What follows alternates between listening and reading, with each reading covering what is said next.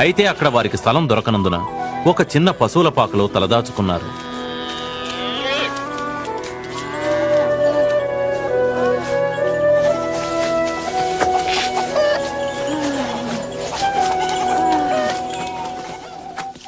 ఆ ప్రాంతంలో కొందరు గొర్రెల కాపరులు రాత్రివేళ తమ మందలను కాచుకొనుచుండగా అకస్మాత్తుగా దేవదూత వారి దగ్గరికొచ్చింది.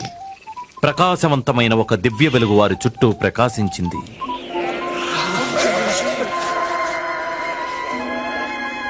దావీదు పట్టణమందు నేడు రక్షకుడు మీ కొరకు పుట్టి ఉన్నాడు. ఈయనే ప్రభు అయిన క్రీస్తు.